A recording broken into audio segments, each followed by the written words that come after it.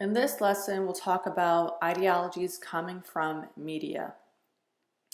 First, ideologies are systems of beliefs that are disseminated and ingrained in our culture. Often, ideologies are unquestioned. They're seen as natural or just the way we do things. Ideologies are collections of political, moral, and cultural assumptions.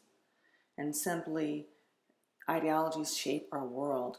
How we think comes from our society, and it shapes how we behave and justifies what we do to each other and to others around the world. There are three major types of ideologies, and we'll start first with dominant ideologies. These types of ideologies tend to support those in power. And usually those ideologies support positions of power, in particular white, patriarchal, heterosexual, capitalist positions. And going along with hegemony, it is people who are conscious who fight against these types of ideologies because they are not for them, they're often against them. They're for the oppression and subordination of groups who are not part of the elite positions of society.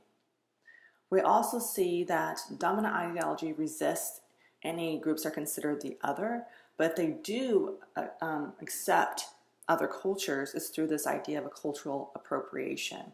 They'll accept what's cool or new or novel in terms of the cultural product, but they do not accept the originators of that product. So for instance, when it comes to things like hairstyles, box braids are seen as urban chic, but cornrows, on the other hand, are seen as ghetto. And see how they're taking the product and using the product, but rejecting the people who create those products. Again, with ideologies, it's something that's more subtle, it's a soft type of power, and it's an ideological state apparatus. And so within our society, we're supporting these ideas, these ways of knowing what's seen as natural and normal through ideas. And they're implanted in our social institutions. So various social institutions support the dominant ideologies, which again support the positions of the elites. When we're studying media or any kind of other object that represents society, it is cultural studies. And so we can have a cultural artifact simply like our iPhones. And it's if we can think of our iPhones or smartphones in a certain way, but maybe in 20 years, a newer culture will look at these iPhones and seeing these things as funny or not useful. Similar to how we look at vinyl records as unique or vintage. They're not useful. They don't represent our culture today. Okay? And so these objects simply reflect societies and the time in which they're created and used. But any object, any person or place conveys messages, and cultural studies trying to understand and examine these messages that are produced, created, and perpetuated in our society. Media can also shape and also push social movements. So more recent social movements are more widely known because of social media. But let's think about how social movements came to be in times of the past. Let's say with the American Civil Rights Movement. The people didn't have smartphones. They didn't have Facebook or Snapchat or any of that stuff. They had television, and that's became more popular, more widely owned for most Americans. So people got to see how people of color were treated through television, and that was a national embarrassment. And so that use of technology and media pushed social movements.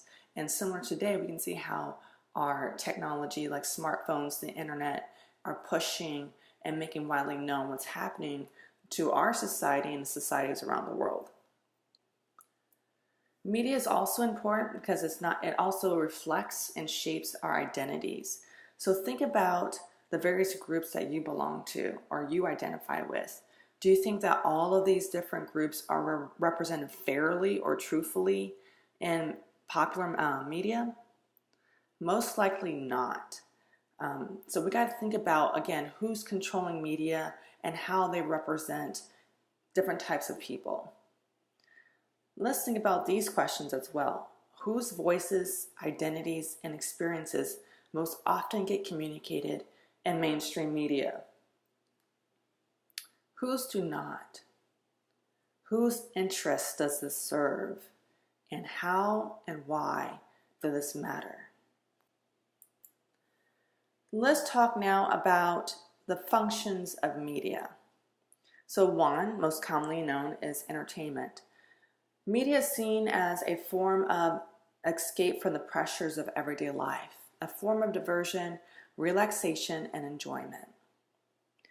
Media can also be seen as shaping or enhancing relationships and social interactions. And identification with characters and being able to discuss media text with others helps us to form relationships and enhance relationships. Media also give us insights into others' lives, identifying with others and gaining a sense of belonging. Personally, it can also shape identity. We're able to compare our lives with that of characters and situations presented in media text. We may adjust or conform and confirm our sense of identity. And lastly, we simply get information from media. We're able to find out and learn about what's going on in the world. And again, we're able to self-educate and seek advice in practical matters through various forms of media. With reception studies, we can study how audiences understand media messages and also examine what effects they have on the audiences, if they do at all. First, let's understand little pieces of this reception studies. First, the target. The target are who is intended to hear or view the messages. And various television shows and movies are catered to or created to reach a certain population. They are the target. They want them to buy the ticket. And now let's talk about how people understand media or accept media. And there's two forms. One is a two-step flow model. And with this particular theory, we have the opinion leaders who get the source of information first, and then they interpreted that information and give it to individuals who look up to that particular leader.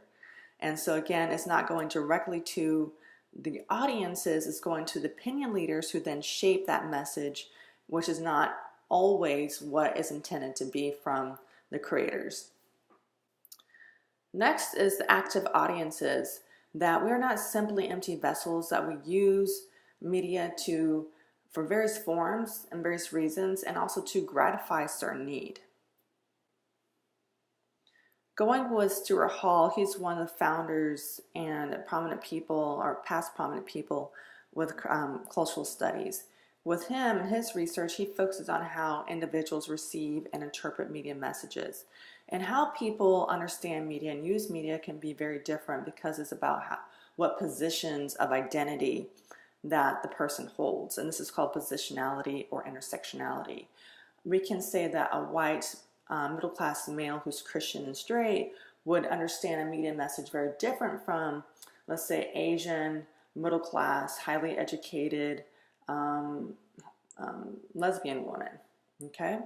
So again, there's different ways of seeing, because we're simply placed in different positions in society.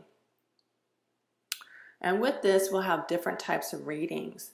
And there's three major types. There's a dominant reading, oppositional reading, and negotiated readings, which we'll talk about in more detail.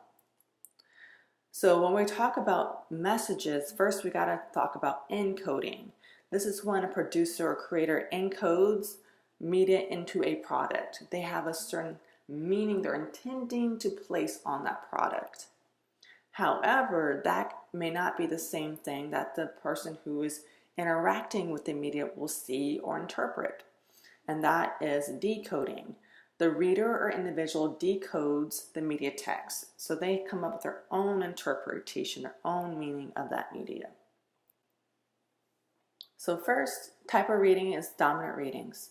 If individuals decode the reading as having a dominant reading, they are ascribing to the producer's preferred reading. So they understand and accept what the creator is intending to do with that particular media type. Okay, so let's talk about the effects model, otherwise known as a hypodermic needle analogy, which assumes that audiences are passive, that we're empty vessels and creators can just plop in a media message into our brains that we accept.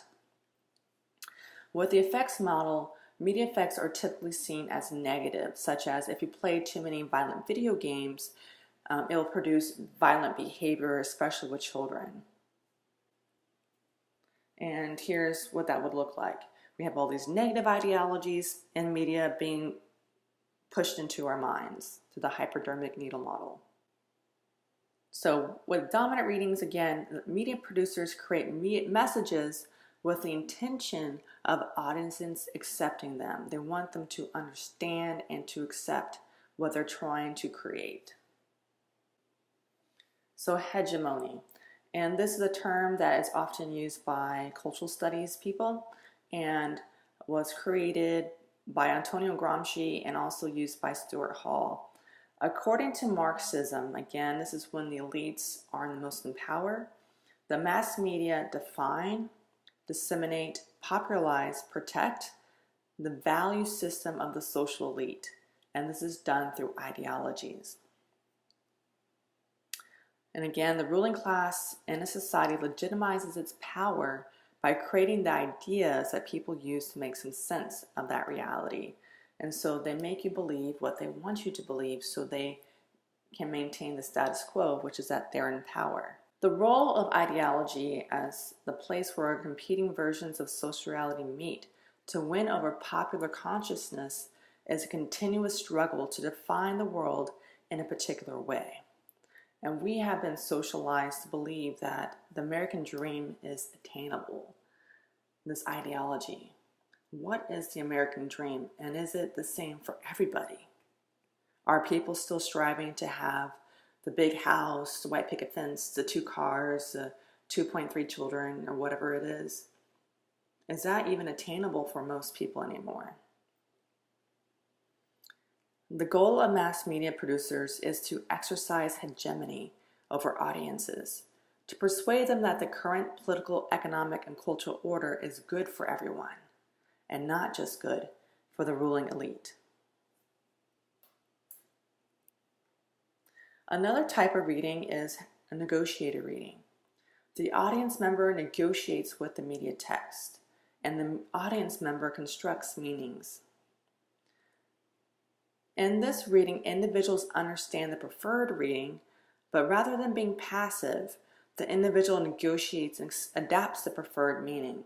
And so what this means is that the person understands the media text, but they don't agree with everything that the media message or producer is trying to convey. They accept some and reject some, so they're negotiating with it. They're interacting with the media message in a deeper way.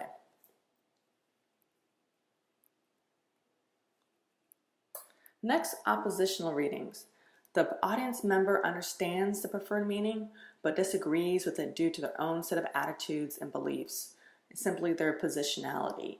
So if a person is interacting with the media message and is against what they believe in or is not representing their identities well, they may totally reject that meaning, that media message. And so with this one, the person understands the media messages but rejects it.